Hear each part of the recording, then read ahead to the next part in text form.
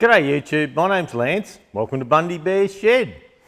Well, the weather report. Look, it's just been bloody lovely days. The afternoons has been a nice breeze, and late in the afternoon, Judy and myself have been sitting out in the pool room with the roller doors open, watching the news and having a bloody wine, and it's been just nice weather. So, look, I think, I haven't looked at the exact temperatures, but look, we'd be high 20s, probably 27. I think on the news last night, and the mornings would be around 13, 14, something like that. So maybe a little bit more, but look, it's just lovely weather. I follow a company in Australia called Higgins Storm Chasing, and they reckon this week, or perhaps this afternoon, from Western Queensland coming through, there's going to be a few storm fronts come through. So we're living in hope that we can get a bit of rain out of that, and yeah, a little bit will come our way. So see how we go. We could do with a little bit. Had a busy week, as in we bought, as I mentioned a couple of stews ago, we bought the kids a house, and because paying $400 a week rent while trying to save a deposit's not really sensible. But then in saying that, young people could bloody pull their horns in a bit, not spend so much too. So I suppose all us old farts probably think the same, like my young bloke and his missus, they have tattoos and they just spend money on stuff. And anyway, I had them around for dinner Friday night, and I was saying, look, we'll get this house going, but we want you to buy it off us in 4 or 5 years for what we're buying it now. We're not going to make any money off it, and whatever we paid off, that's your purchase price at the time. But you really need to get your finger out, and don't worry about saving, just get rid of any debt. Pay your cars off and get rid of any little credit cards, anything, just get rid of the bloody lot. Work hard for the next 4 or 5 years and get rid of that, then you can take this house over. But in getting the house organised, holy dooly, what a week. We had the solicitor sends you all sorts of stuff now. Like I had 11 attachments the other morning to fill out, and just on stamp duty in Australia. I don't know what you may like to comment. I don't know how it goes overseas, but because Judy and I are considered investors buying this house, the state government, which is the Queensland government, they're charging us nearly $9,000 just to put a rubber stamp on it to change the title into our name. So that's a pain in the ass. It's just expensive. But anyway, we chose to do it, and that's just how it works. So yeah, we just got to go with the flow. But and then I had the bank onto me, and I had a couple of credit cards that we didn't use. They were just backup things, and no, you got to get rid of them. You can't afford it without it. And I said, well, yeah, if you have a look, we don't use them. So they're rattling me chain about making sure we got rid of those, and then last week they ring up and say, oh, we've decided we haven't done a valuation on your main home property here. And I said, well, you've had one, every, probably 4 or 5 years. And they said, oh, no, that's all out of date now. So it's going to cost you another $450 for a valuation on your own home here. So far, we don't even own the house yet, and we're in $3,500 just for red tape and bullshit, bank bullshit. And but anyway, so with the valuation, Jude got onto me and she says, we need to tidy this and tidy that and tidy something else. So it's Monday morning now, and we've spent the whole weekend tidying up around the house, mowing, whippersnipping. I got the pressure cleaner out and washed all the concrete off, and just so we get a good valuation, because the next thing the banks will say, well, we got it down here as $600,000 and it's only worth $550,000. So who bloody knows? Anyway, so we've spent the whole weekend trying to tidy up there, and which, look, in all fairness, it probably did need it. I spend more time in the shed than I do rooting around up at the house, that's for sure. And I go up there for a bloody, a drink and a feed and a sleep, and I piss off back up the shed here, which is my happy place.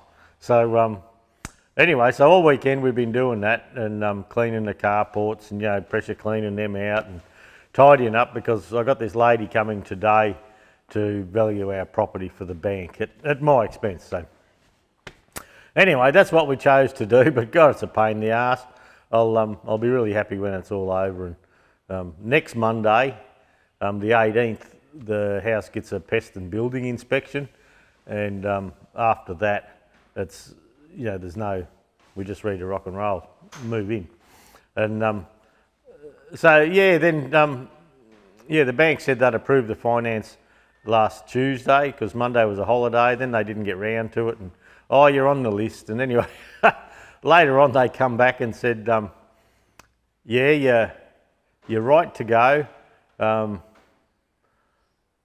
Oh yeah, we were right to go. We had the finance, but then we had to show currency of insurance, and so, which we've had insurance on everything, but then we had to talk to each insurance company and make sure Bendigo Bank was listed as a interested party in each property, even the ones that we don't owe any money on, the ones that we own outright. No, they have to have them as security. So you buy a $300,000 house, and you've got to borrow a bit for that. But yeah, we got the shop and the business, and we own out here outright and all that. But they want their name on every little piece of it, just in case we go bad. And I said, "Oh, you bastards, buddy!" I said, "You know, you can't see that we're ahead on everything. You know, money in the bank ahead. Nah, doesn't matter." So anyway, I always get the shits with banks. They're chucking us over to a cashless society soon, and it's only so those bastards can make money. I think Bundy Bear and all that bloke, we'll just be playing with tractors in the background with a bit of a cash wallet, and away we go. Through the week, Saturday I had a visitor, Les and Brett, and I had a little John Deere 420 out the back, a little low crop one that a local family gave me. They thought they wanted it out of their place. It was in their road, so they gave it to me to get parts off or restore all that. But when I got it here, I paid for a truck to go and get it, but when I got it here, it was that bad, like I pulled the sump plug. I think it may have gone under in the flood, I'm just not sure. But the engine was full of water, the gearbox was full of water, the final drives were full of water. I drained them all out. But anyway, old mate Les, he's got a 420 John Deere he's doing up, and he didn't have a hydraulic pump on it, and he didn't have bits and pieces. Someone did it up one time, did the engine, and something didn't go right, so the bloke parked it up. And Les has got hold of this tractor, and it's a straight old tractor by the photos he showed me. So so they brought a truck down, and I've let Les and Brett take that tractor, and it's gone up to Calliope, and so hopefully that'll help Les in finishing his project. It was something I was never going to do because it was just past doing up, it really was. And you know, the pipes to the oil pump had rotted off and things like that. So hopefully he's got enough parts. I said, Les, just if you presume everything on this tractor is rooted, you won't be disappointed. But look, it was a basket case, so I've let that go, which is just a good thing. It's good to help other people rather than have it sit out here for the next 20 years and gunner and won't really get round to it. It just wasn't a sensible thing to do up. Through the week, I had grand plans through the week, and I was going to come up the shed and do all sorts of stuff, but I got to work on Tuesday, and Ross tells me, he said those PDO sleeves, and these are the sleeves that go on the PDO shaft, so on your TE20, where the seal runs, they get quite worn on that seal surface. And the original number was 1129, I believe. And anyway, we put out a kit, and save people having to replace the PDO shaft if they don't want to, and things like that. I put out a kit, and we supply a sleeve, and I got to make them. I make these sleeves. Oh shit, here's my bloody microphone, I better leave it alone. And I make these sleeves, so I get there and on Tuesday, and they said, "We got none of those PDO sleeves, Lance." And I said, "Well, the deal is that they're supposed to tell me when there's 5 left, and 5 will give me a week or a few days to get organised." But they said, no, they got sales for them. They'd sold some, and they'd sold all our stock, and they'd sold one like someone bought on the website one that we didn't have. So I said, oh shit, it's good to know. And they said, oh, and Jude said, didn't I tell you about that? And I said, no. So anyway, big panic on. So I come home. I had one of these sleeves tucked away for our TEA 20 here, and it was soaking in oil with the seal over here. It doesn't need to soak, it was just so I knew they were all together. So I raced home and got that, and that kept our customers happy. So off down to the steel place to buy some hollow bar, and I buy hollow bar at 25mm ID and 50mm OD, and then I have to machine these out. And look, it takes quite a while. I spent a couple of afternoons through the week at it. You seem to machine and get nowhere for a while, and at the end of the evening you go pop, pop, pop, pop, pop, and you pop them out once you've got this to, I think this is just under 41mm, the ID's 30, 23.9 width, which we usually pull them in just a little bit so the circlips go in easy for people. And you should probably Loctite them on. I'd suggest Loctiting them on anyway. So yeah, so Tuesday night, first day back at work, I get my chain rattled that we didn't have any of them, but no one said anything. So I started at 5 in the morning, 9 o'clock at night I was still knocking these out. But I got 9 of them done after work that day, and then I think I've done 18 of them this week so far. But every afternoon through the week I'd come home and make a couple more and make a couple more. And so I got that done. Then on Saturday, you'll see, remember in the past I showed you these David Brown stabiliser brackets that we make, and so yeah, we get the shaft, we buy the pins. I take the pins up, I machine the threads off them, so we can pop them in. That gives me about 3mm, 4mm to get a nice big plug weld in the back here, and then I weld top and weld bottom to make sure they're good. The ones we were buying were junk, so we needed some of them sorted. So Saturday morning I finished those off. Look, I had been doing them for a little while, but I just hadn't quite got round to it. So there's 2 different hole sizes. There's one of the import ones that was no good that I had to rework to get going. So yeah, Saturday morning was finish those fellas off and get some primer on them ready to send. Then the other job I had on the go was these plates that go underneath your 35, 135. Look, all your 100 series pretty well. We in our area, I suppose everyone's area is the same because we sell quite a few, is people must hop in and adjust the clutch on their tractor, hop in underneath and do an adjustment, and they leave the plate off. They must think, oh, I'll go back and do an adjustment later, but the amount of people that buy tractors, and I've done it myself, you buy tractors and this plate's missing underneath. So we make these now. I get these laser cut, and we supply a kit on Queensland Tractor Spares with the bolts. The bolts are 1 by 5/8 UNC, and we supply zinc bolts with spring washers and all that for those plates. So there's 20 of them there. We get them in raw form, and because they might sit around for a while, we just put a grey primer on them. So Saturday morning was grey primer day. So a little while back I bought that new welding mask, and I got a number 2 lens put in there. Best thing ever. I didn't realise how bloody blind I was. I knew some of my welds were getting shit, and I've always been a pretty tidy welder, and I've always been able to get a nice bead and have it flow in and go good. But lately I've been having the mask on, this mask up the back here on, and then I've had my glasses underneath, and I've been trying to do it like that, and it just hasn't been working well. And my weld quality hasn't been what I thought it should be. But most of these are pretty good, like they're nice fillets. And but anyway, I got that new mask the other day, and I got a number 2 magnified lens put in. Well, I said to Jude, the bloody difference is just amazing. I can actually see the pool again. And I didn't realise that over the time I've been getting blind, and the pool, I was just pointing in the general direction and hoping for the best, I think. And so now we've got I can see the pool nicely. I've fiddled with the welder. I've got it running bloody nice now. So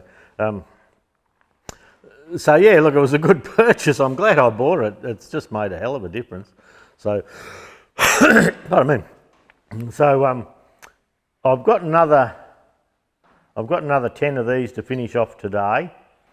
And I want to get filming in the shed. Like, I've been playing with my old motor, and the last 4 or 5 videos have been on the old 3 horsepower. And I've got one in the pipeline about these magnetos. And I've done a test with the drill, you know, and that drill, it says 500 revs, but it's 490 RPM. And I've done an AC voltage test on these, and last week I got my big old magneto magnetizer out, and I went and bought a compass. I don't know what I've done with it. Oh, that's over there. I went and bought a compass for the north-south because I didn't have one, and this thing seems that powerful that you can hold the compass about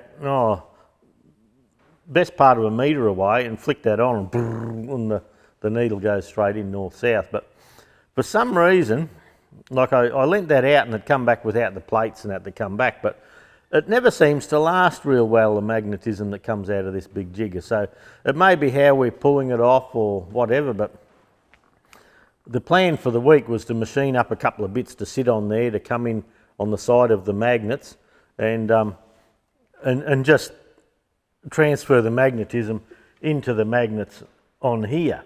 And see, the magnet starts, say, 1/2 inch off the bottom there. So, but anyway, even though this has strong magnetism on it, it never seems to soak in properly. And I'm wondering, has it got so much flux around it, sort of thing, that as you pull it away, something doesn't quite work. I don't quite understand it all. But anyway, I was doodling, having a bit of a daydream, and I was on eBay and I found a couple of electromagnetic magnets. I'm not sure if I told you about them or not, and they're 80 kilos per magnet. And I thought, I'd just love to try them as a magnetizer and see. So they haven't turned up yet. They're 63 millimetres diameter by 30 mil high, and I've got a Fergie 35 starter solenoid. You know, the press button starter solenoid is a switch, and that's heavy duty. It runs a starter on a tractor, and so by running the wires in one way, we'll have a north pole, and by flicking them and joining them to the other, we'll have a south. So that'll give us our north-south circle. So I'm going to make another magnetizer, and I started through the week, but then I had to make all this shit. So I lost track. And so I've got this piece here. Now, I think that's a piece of 6-inch. I'm getting that old, I'm flat lifting that. And a bit of 6-inch, and I've just machined the front on the lathe. I just chucked it in the 4-jaw, and I've machined that, and it'll go back up there. I only brought it up to show you in the stew, and it'll go back up and be clamped on. And these magnets, they have a thread coming up underneath them. So we're going to do a couple of slots with an end mill in here all the way through, and I don't know what thread it is in the back yet, so I'm not 100% sure what size to go. But I was thinking if I probably went 3/8, 10 mil, even if it was 6 mil or something like that, I could still have a washer and a countersunk Allen head screw underneath. So we're going to put a slot in here. Then on the other side here, we're going to put a slot for a countersunk Allen head screw, and that way we can adjust the magnets in and out a little bit if we want to. We've got a really nice base here to put the magnets on to continue the flux going through. And look, I don't even know if it's going to work, but we're going to have a go. That's going to be a good little project. A little bit of machining and things like that. But I was hoping to have the slots and all done this week, so when the magnets come, I can just plop it on. Now on the, excuse me for a second, on the switch front,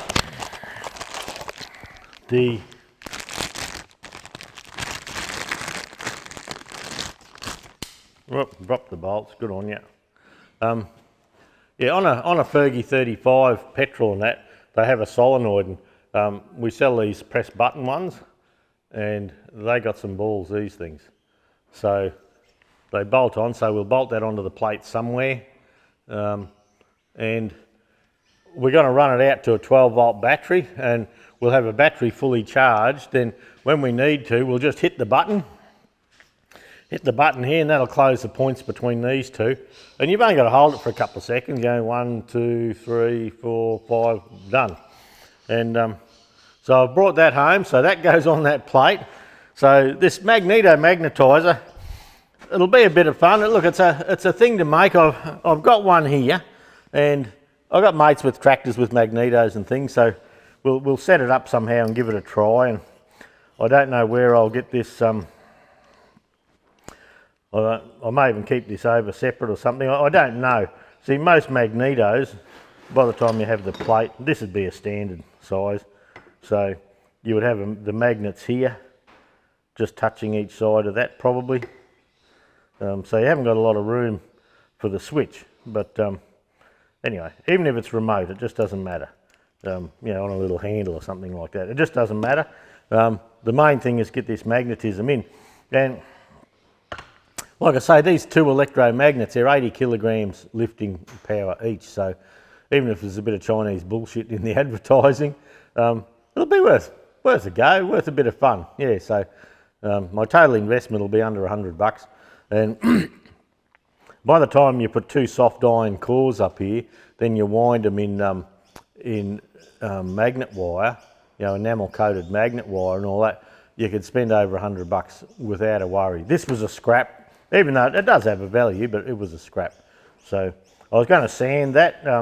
It's a fairly good finish, but I was just going to, you can just feel a slight texture there. So I was just going to sand that a little bit flatter, just take that texture out and see how we go.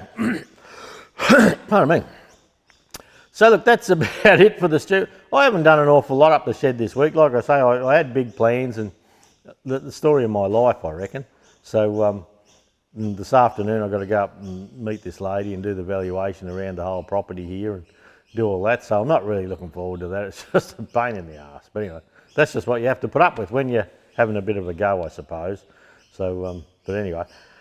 Okay, that's about it. Oh, I've got the wooden frame there to put that 3 horsepower on.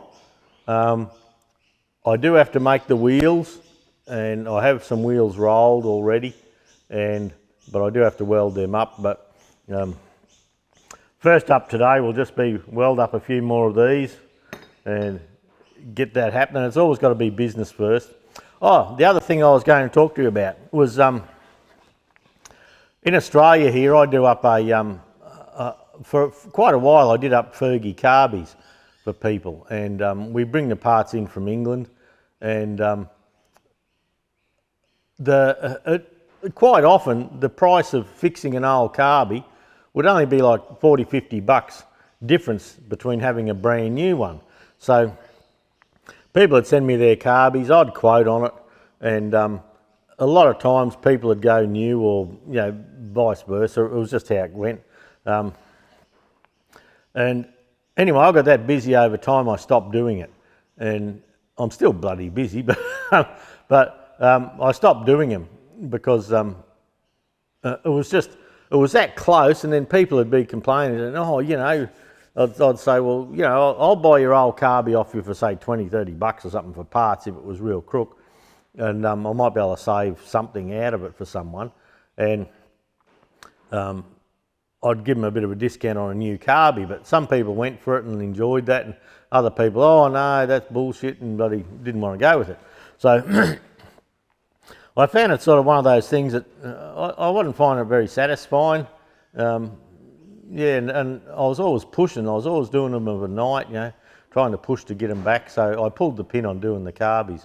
But it's been brought to my attention now that the new Carbys, and I know at work, Judy's been saying, those Carbys are going up again. Those Carbys are going up again. And we were selling shitloads of Carbys. Boy, we sold some. And when they run out of stock, the next shipment that had come in, it might be 20 Carbys, we'd buy the whole lot. And but now the price has gone up that much on them with the Aussie dollar and the COVID bull, you know, the flying stuff in with COVID, that they're pushing $600 now for a Carby. So it's back.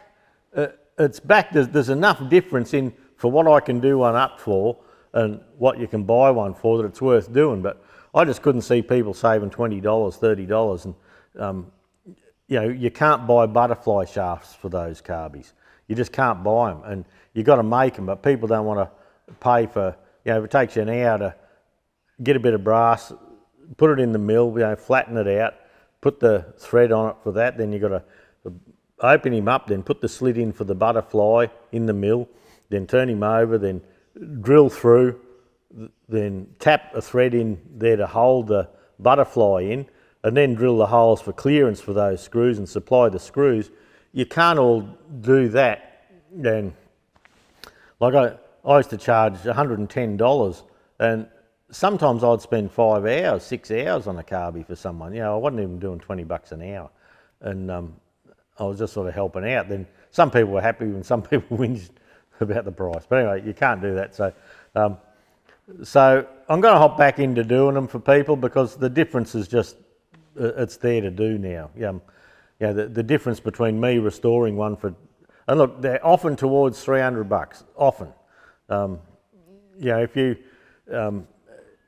if you need a float and the full kit through it, and you know, re-bushed and all that sort of thing, and sat in the mill, I've got things in the mill for flattening the housings out, you know, so I can bolt them on and just run a skim across the top with the mill and all that. So I've got all the jigs made for that. So I'll probably jump into it again and help people out with that, just to keep the tractors on the road for the petrols, the 28Gs and the 24Ts. So, but if you need them done, you've got to email bundybearsshed@gmail.com, and it's just a little thing we're doing at home now. It's not a business thing. We're not going through Queensland Tractor Spares for that.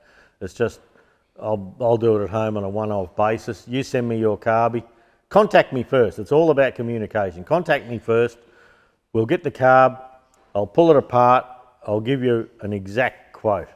And if you say, yeah, we'll go ahead, good. If you say, no, I don't want to go that way, it's too much, well, that's fine. We can pack it up and send it back. Or I'll buy it off you. You know, back again, the camera, the battery on the camera just died. Yeah, it looked good when I started, but anyway, you know, I thought it was great. Yeah, so with the carbs, send me an email if you want one done. Look, it'll probably be here about 2 weeks, the way things go. I'll try, and there's something I have to do after work, and I have to do of an evening, and I get the carb, strip it, do an evaluation. If you say go ahead, I bring it up, I bead blast everything, get it looking like new, machine the housings level if it needs it, pop the new butterfly shaft in with the bushes supplied. Now and then I have to make bushes for them if the housing's worn or something's happened there. That's just how it is. But yeah, if they don't need machining, we don't do it. There's no use just taking metal away for no reason. So, the LSA oil rep came in the other day, and I said, what's going on? You blokes were going to jump on with the channel. And he said, oh yeah, we'll probably do that, but we want more than just a sign on the wall. He wasn't listening, the rep, anyway. And the last time, and I said, well, the idea is that the sign up on the wall, I tell people what I use when I use it and why I'm using it. That's it. You know, if I'm pouring a bit of farm oil 1540 in the back of the tractor, I'll just show you what I'm using. People are always asking what oil and how much. And so I said, that's the deal. I use LSA degreaser in my parts washer over there. I use LSA coolant. Like, we've been an agent for probably 10 years, and that's pretty well all you will find in my shed, apart from a bit of old Valvoline or a bit of old Morris or something like that that I've got around that I'm just using up. We've used it for years. All my gear runs fine, runs great on it. So then on Friday, he said, oh, well, you're going to have to send an email again and They've sort of give you a go ahead that they'll supply some oil for Bundy Bear's shed. They're receptive to it, and they've said they probably will, but they want just more than the sign on the wall. And I said, well, that's like Sparex and that. They get a sign and we chat, and whenever I fit a Sparex part, I just show you what part I'm using. And it does a couple of things. It helps us out as Queensland Tractor Spares. It helps Sparex out. People have the part number of the part they can go and ask for, and hopefully it picks sales up for everyone. And yeah, so LSA, we think we're on board. We said, yeah, oh well, yeah, you probably are. So I had to do a list of how much oil I use, and like I go through 1 or 2 205 litres of oil every year in Bundy Bear's shed, depending on what I'm servicing. I service the vehicles probably twice a year, once or twice a year, depending on what mileage we're doing. Coolant, I run coolant in everything. Yeah, parts washer stuff, I clean that out every 12 months, sometimes twice. If I'm doing engines, it gets really dirty. So we think LSA's on board. We just got to finalise it. It's been they're having a heap of changes within the company, so they're shuffling other stuff as well. So we think LSA's on board. We're hoping they're on board. They're good stuff. I don't want to change oil suppliers at work. Yeah, like Penrite and things are very popular in the vintage circuit and things like that. But if they back out and say, nah, bugger it, we're not doing it, we'll probably change oil suppliers, and we'll work with someone that we can work with as a whole, sort of thing. So we'll see. But looks like they're coming on board nicely. The other problem that I didn't know we had, that we now have, is the American Postal Service has decided no longer to send packages and parcels to Australia. Now, we bring parts out of Steiner in America for the vintage tractors every week, every fortnight if it's a slow ordering period, and they're coming in okay because we bring them UPS. But what brought it to my attention was with these magnetos in my old engine, I was saying the other week about Flywheel Supply come back and said they won't send parts to Australia, and I'd ordered some parts through Starbolt in America for the carb, for the M and a couple of the engines I've got coming up, gasket sets and things like that. And so Bill come back to me the other day and he said, look, they've just sent your parcel back. So he said, I'll go down the post office and away they go. Bill and Linda Starkey run Starbolt. And anyway, I got an email from Bill or Linda, I think it was Bill, and yesterday, and they said, oh, America's not doing post. The American Postal Service is not sending post to Australia anymore. It's just not worth it. So they're saying it's a COVID thing. They're not sure how long it's going to last. Pardon me. So that's a bit of a spanner in the works for some things. But I talked to my mate Tony, and Tony lived in America for a long time, and he said he had the same problem, but he's got a myus.com and as an account with them, and they're a freight forwarder. So how that works is that I buy the parts in America, I get them sent to my post box in America. So I have a post box there now, and then the people will grab my stuff when it's in, they contact me and they give me a quote and they DHL it or something like that to Australia. So it's the first time we're doing it. I've asked Bill to send it to them, please. I said, don't worry about the cost, we'll just work out if this works. And so here, instead of sending international freight, well, he sends it within America to my post office box in America. I have one in England now too, apparently. So he sends it to my post box, and then they give me about 4 or 5 different freight options depending on how urgent I need it, and they send it out to us. So, yeah, stay tuned with that. I'll let you know how that's working for us. The Steiner parts are no problem, but now I'm going to talk to Flywheel Supply that had that bearing I was going to do and see if we can work that as well. But even if I can just get a bearing and make a mould or something, that'd be worth doing. So anyway, we'll see. So yeah, yeah, all this stuff goes on. That's just in 1 week, eh? And I'm just a busy bloke. And apart from running Queensland Tractor Spares, you got all the stuff. Then we bought a house. Then all this other stuff, making parts at home and all that. But I make that at home in my time. So I should get a bonus, eh? Should get a pay rise. Yeah, beauty. But look, that's it. I've waffled on enough for the day. Thanks for dropping by, everyone. Have a good week. I don't know what we'll come up with next, Stu. I really want to, with the top on the TEA 20, pulling the top off, I've ordered some parts for that. And we're having a bit of a supply problem. So I've got parts on order through Sparex. They're actually flying parts in from England for me for the job.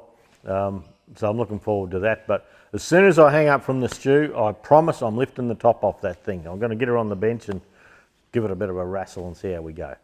All right, I'll shut up. Thanks for dropping by. Have a great week, everyone. We'll catch you all next week, eh? See ya.